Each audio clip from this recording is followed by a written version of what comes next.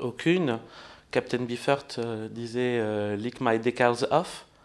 Je sais pas, étiquette, ça donne pas du tout envie. Vous pouvez m'appeler Pacôme. Quand j'étais enfant, j'étais un fan de bande dessinée, comme de pop music. J'en lisais beaucoup. Ma mère est d'origine égyptienne, enfin elle est égyptienne elle-même. À un moment, elle a décidé de prendre des cours d'égyptologie. Sa professeure d'égyptologie était Bernadette Menu, la mère de Jean-Christophe Menu. À cette époque-là, j'avais 12 ans, Jean-Christophe en avait 22. Et donc, nos mères qui s'entendaient très bien nous ont fait nous rencontrer. Jean-Christophe, à l'époque, avait fait le Lynx, avait fait le Journal de la Peau, et préparait Le Portrait de l'Original, son premier album aux éditions Futuropolis. J'étais très passionné de bande dessinée, je dessinais moi-même à l'époque. J'ai décidé de commencer à faire un fanzine qui s'appelait Réciproquement, et Jean-Christophe m'a présenté ses amis. Et j'ai fait ce fanzine et ils y ont participé. À l'époque, bon, ils étaient un peu plus âgés que moi, mais ils n'étaient pas encore aussi célèbres. Et surtout, ils n'avaient pas créé l'association. Non, non, j'ai une formation. J'ai une formation de monteur. J'écris, je fais des films. J'écris essentiellement des essais. Je peux écrire d'autres choses, mais très rarement. Des essais, pour dire vite, qui tournent entre des questions liées à la pop et des questions liées à la gnose. Ce qui m'intéresse, c'est, dans le cadre des essais, d'opérer des montages. Je suis monteur même quand j'écris.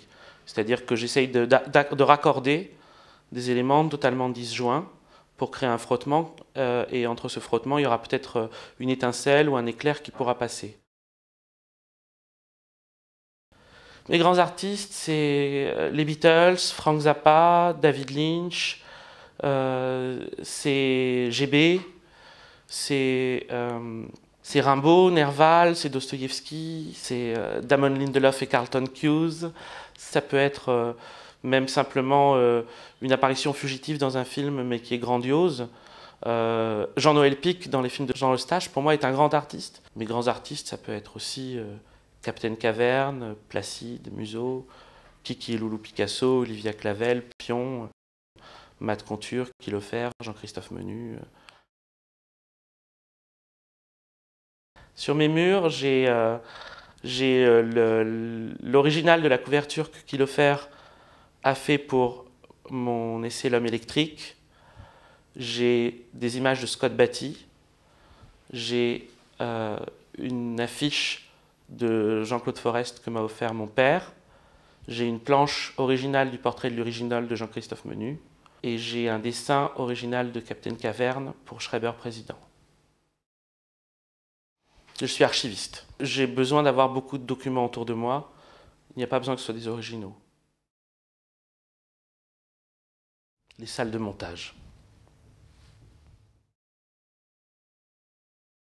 Beaucoup de bien. On a été reçus, Thomas et moi qui faisons des vidéos, pendant un week-end dans une salle où on a pu mettre 8 moniteurs différents sur lesquels on diffusait l'intégralité de nos films et avoir une ambiance de salle d'orientation ou de conditionnement, et où n'importe qui pouvait rentrer, mettre un casque sur les oreilles, regarder les images et rester entre 1 minute et 5 heures.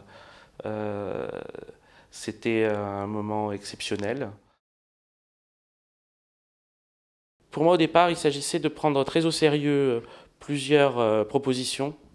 L'une de Walter Benjamin sur le capitalisme comme religion, qui disait que le capitalisme est la religion la plus extrême de toutes, et qui élaborait dans ce sens-là un certain nombre de thèses. C'est un fragment qu'on trouve dans le fragment de Walter Benjamin. Et une autre de Raymond Abellio, qui disait que autant le cinéma était mystique et renvoyait un spectateur extatique, autant la télévision pouvait se faire gnostique et donc devenir un organe de connaissance. Cette remarque-là, il faut la placer dans son contexte, c'est en 1970. Il est évident que l'avenir ne lui a pas donné raison. Simplement, le médium lui-même lui était favorable. Et entre ces deux propositions, en fait, je me suis demandé si la télévision n'était pas la porte d'entrée dans le monde de l'âme du capitalisme.